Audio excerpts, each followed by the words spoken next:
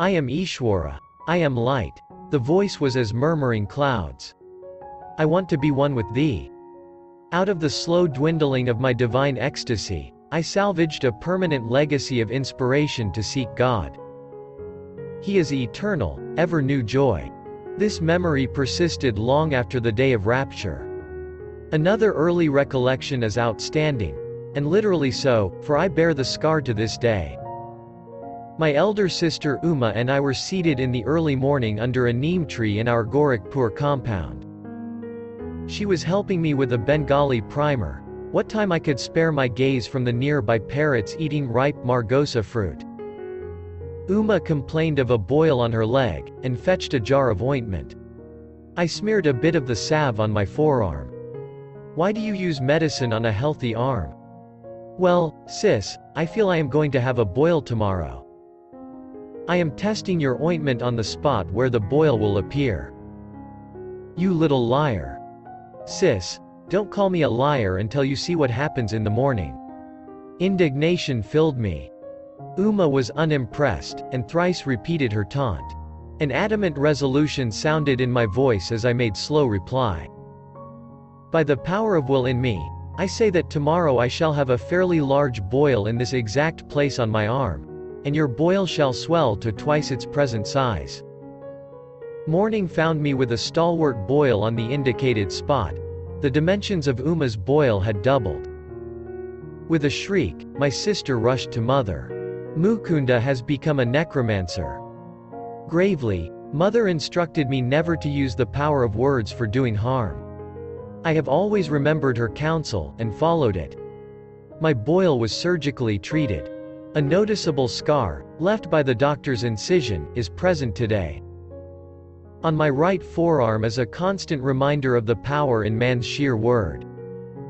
Those simple and apparently harmless phrases to Uma, spoken with deep concentration, had possessed sufficient hidden force to explode like bombs and produce definite, though injurious, effects. I understood, later, that the explosive vibratory power in speech could be wisely directed to free one's life from difficulties, and thus operate without scar or rebuke.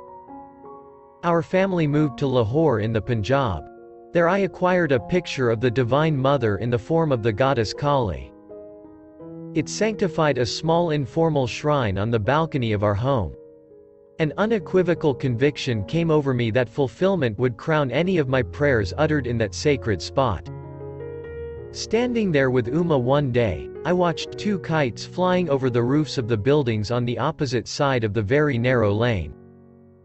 Why are you so quiet? Uma pushed me playfully. I am just thinking how wonderful it is that Divine Mother gives me whatever I ask. I suppose she would give you those two kites. My sister laughed derisively. Why not? I began silent prayers for their possession. Matches are played in India with kites whose strings are covered with glue and ground glass. Each player attempts to sever the string of his opponent. A freed kite sails over the roofs. There is great fun in catching it. Inasmuch as Uma and I were on the balcony, it seemed impossible that any loosed kite could come into our hands. Its string would naturally dangle over the roofs. The players across the lane began their match. One string was cut.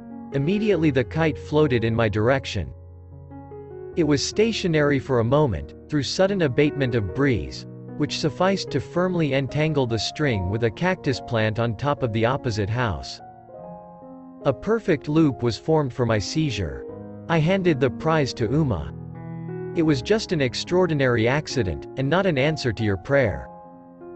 If the other kite comes to you, then I shall believe. Sister's dark eyes conveyed more amazement than her words. I continued my prayers with a crescendo intensity. A forcible tug by the other player resulted in the abrupt loss of his kite. It headed toward me, dancing in the wind. My helpful assistant, the cactus plant, again secured the kite string in the necessary loop by which I could grasp it. I presented my second trophy to Uma. Indeed, Divine Mother listens to you. This is all too uncanny for me. Sister bolted away like a frightened fawn.